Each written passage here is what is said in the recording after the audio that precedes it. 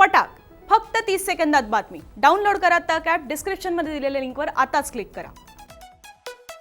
दरवर्षी 1 फेब्रुवारीला आपल्या देशाचं बजेट सादर होत असतं, पण या बजेटची प्रक्रिया नेमकी कशी असते ती आज आपण जाणून घेणार आहोत। खरं तर आपल्या घरात सुद्धा पगार येत असतात, मिळकत येत असते एक प्रकारे, आणि त्याच्यातनं आपण आपल्या घराचं त्या कुटुंबाचं एक प्रकारे अर्थार्जन हे चालत असतं।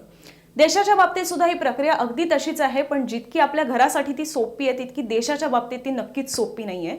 सरकारला मध्यमवर्गीयांना, गरिबांना काही प्रमाणात का होईना दिलासा द्यायचा असतो, मग ते कराच्या स्वरूपात असू दे किंवा त्यांच्यासाठी वेगवेगळ्या स्कीम्स आणणं असू दे, पण या सगळ्यावर खर्च करताना किंवा सूट देताना कुठेतरी सरकारला आपला जेवढा रेव्हेन्यू येतो, जेवढा त्यांचा महसूल आहे, त्याच्या तुलनेत ह्या सगळ्या गोष्टी करणं शक्य होतंय का याचं सुद्धा एक प्रकारे तारतम्य बाळगणं गरजेचं असतं। आणि त्यामुळेच बजेट नेमकं तयार कसं केलं जातं, त्याची प्रक्रिया कशी असते, अर्थमंत्री आणि त्यांचे वेगवेगळे सल्लागार हे या प्रोसेसमध्ये कसे असतात, आणि सगळ्यात महत्त्वाचं म्हणजे बजेटची प्रक्रिया ही प्रचंड गोपनीय ठेवली जाते। बजेट हे सादर होईपर्यंत अर्थमंत्री आणि प्रधानमंत्री सोडले तर इतर मंत्र्यांना माहीत सुद्धा नसतं।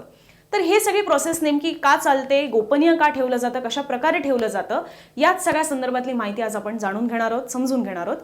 नमस्कार, मी अनुजा, तुम्ही पाहत आहात मुंबई तक। जसं मी सुरुवातीला म्हणाले तसं या बजेटची गोपनीयता ठेवणं हे सगळ्यात मोठं आव्हान असतं आणि ती ठेवलीच जाते। आणि या सगळ्या बजेटच्या दरम्यान अनेक मंथनं होतात, बैठका होतात, सल्लामसलत होत असतात। त्यामुळेच ही प्रक्रिया नेमकी कधीपासून सुरू होते आणि त्याचे स्टेप्स नेमके काय असतात ते जाणून घेऊया। साधारण ऑगस्ट ते सप्टेंबर महिन्यापासून बजेटच्या प्रक्रियेला सुरुवात होते। अर्थ मंत्रालय, नीती आयोग आणि सरकारमधले इतर मंत्रालय सुद्धा या सगळ्या प्रोसेसमध्ये समाविष्ट असतात। डिपार्टमेंट ऑफ इकॉनॉमिक अफेअर्सचं एक बजेट डिव्हिजन असतं जे हे बजेट तयार करत असतं। ही डिव्हिजन एक नोडल एजन्सी प्रमाणे सुद्धा असते।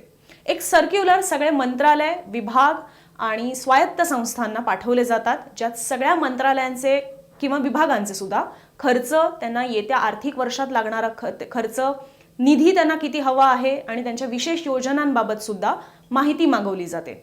बजेटचं एकंदरीतच स्ट्रक्चर तयार करण्यासाठी ही माहिती अतिशय गरजेची असते, ज्याचा बारकाईने अभ्यास सुद्धा केला जातो। विविध मंत्रालयांचे अर्थ सल्लागार असतात, त्यांना एक चिठ्ठी पाठवली जाते की तुम्हाला येत्या वर्षात नेमका किती खर्च लागणार आहे।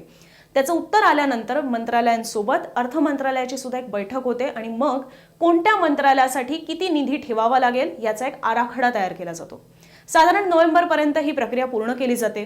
डिसेंबर-जानेवारी पासून उद्योग, शेतकरी संघटनांसोबत, अर्थतज्ञांसोबत, राज्याच्या अर्थमंत्र्यांसोबत सुद्धा एक बैठक घेतली जाते, त्याच्यावर सुद्धा चर्चा केली जाते।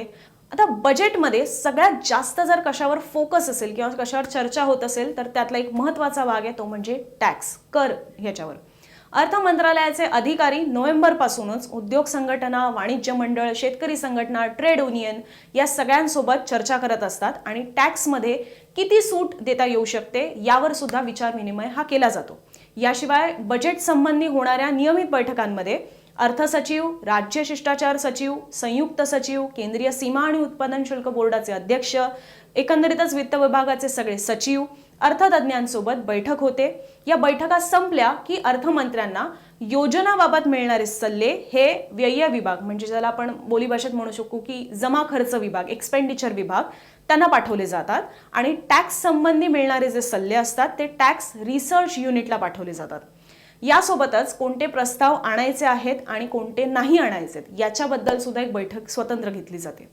अंतिम फेज असते ती म्हणजे स्पीच रायटिंगची, जे अर्थमंत्री संसदेमध्ये भाषण देणार असतात ती। सगळ्या योजना, निधी, सरकारचा दृष्टिकोन, काय नवीन असणार आहे हे सगळं या स्पीचमध्ये लिहिलं असतं। बजेटची एक ब्लू शीट तयार केली जाते, म्हणजेच थोडक्यात जे अर्थमंत्री आपलं स्पीच देणार असतात त्यातले सगळे मुद्दे असतात आणि ही कागदपत्र प्रचंड गोपनीय ठेवली जातात। अर्थमंत्री सुद्धा आपल्याकडे ही कागदपत्र ठेवू शकत नाहीत, ही सगळी कागदपत्र जॉईंट सेक्रेटरीकडे किंवा त्यांच्या कस्टडीमध्ये ठेवलेली असतात। मी जसा सुरुवातीला सुद्धा उल्लेख केलेला होता की बजेट हे किंवा अर्थसंकल्प हा गोपनीय ठेवणं हे सगळ्यात महत्त्वाचं असतं। बजेटच्या आधी तुम्ही सुद्धा ऐकलेलं असेल की एक हलवा सेरेमनी होते। हलवा सेरेमनी म्हणजेच एक गोड शिरा वाटला जातो सगळ्या अधिकाऱ्यांना। तर हलवा सेरेमनी झाल्यानंतर बजेटच्या छपाईला सुरुवात होते। आता छपाई करणाऱ्या अधिकाऱ्यांचा सुद्धा यावेळेला जगासोबतचा संपर्क हा अक्षरशः संपवलेला असतो। या सेरेमनीनंतर बजेटच्या म्हणजे हलवा सेरेमनीनंतर बजेटच्या प्रिंटिंगला सुरुवात होते। बजेटचं प्रिंटिंग हे नॉर्थ ब्लॉकमध्ये केलं जातं। दिल्लीमध्ये आहे तो. दिल्लीमधल्याच या नॉर्थ ब्लॉकमधल्या बेसमेंटमध्येच या अधिकाऱ्यांना ठेवलं जातं. कुटुंबियांशी सुद्धा हे अधिकारी बोलू शकत नाहीत. काही जण तर तिकडे महिनाभर असतात.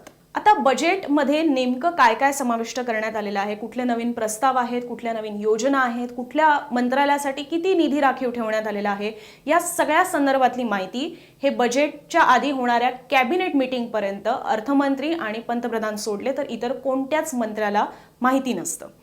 बजेट ज्या दिवशी सादर होणार असतं त्यावेळेला अर्थातच त्या अधिवेशनाचा काळ सुरू असतो, तर त्याच्या आधी राष्ट्रपतींकडून बजेट सादर करण्याची परवानगी घेतली जाते. राष्ट्रपतींनी त्याच्यावर स्वाक्षरी केली की बरोबर हे बजेट सादर होण्याच्या 1 तास आधी म्हणजे साधारण 10 वाजताच्या सुमारास केंद्रीय मंत्रिमंडळाची बैठक होते आणि त्यावेळेला मंत्रिमंडळाला ब्रीफली ही सगळी माहिती दिली जाते की बजेटमध्ये नेमकं काय काय समाविष्ट करण्यात आले आणि मग 11 वाजता बजेट हे सादर केलं जातं. आता बजेट हा शब्द मुळात आपल्या संविधानामध्ये नाहीये. आपल्या संविधानात बजेट संदर्भातले जे नियम कायदे तरतुदी करण्यात आल्या त्या आर्टिकल 112 मध्ये आहेत, पण तिकडे त्याला अॅन्युअल फायनान्शियल स्टेटमेंट असा शब्द वापरण्यात आलेला आहे. बजेट हा शब्द आपण फ्रेंच भाषेतनं अडॅप्ट करून घेतलेला आहे, ज्याचा अर्थ होतो एक लहान लेदरची बॅग असा. आता याच्यावरून तुम्हाला नक्कीच लक्षात येत असेल की आधी जेव्हा बजेट सादर केलं जायचं तेव्हा अर्थमंत्र्यांच्या हातात एक ब्रीफकेस असायची आणि ही परंपरा अगदी ब्रिटिश कालापासूनची आहे.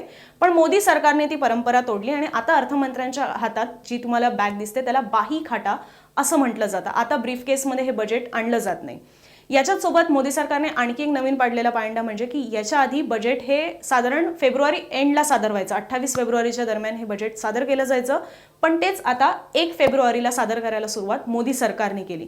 याच्या आधी सुद्धा असे बदल करण्यात आलेले आहेत, ते म्हणजे की बजेट हे पहिले संध्याकाळी 5 वाजता सादर केलं जायचं. ब्रिटिश काळापासून ती परंपरा होती, पण तीही परंपरा अटल बिहारी वाजपेयी यांच्या काळात मोडण्यात आली आणि तत्कालीन अर्थमंत्री यशवंत सिन्हा यांनी तेव्हा पहिलं बजेट जे सकाळी 11 वाजता सादर करायला सुरुवात केली ती यशवंत सिन्हांनी केलेली होती. तेव्हापासून आजतागायत बजेट हे सकाळी 11 वाजता सादर केलं जातं.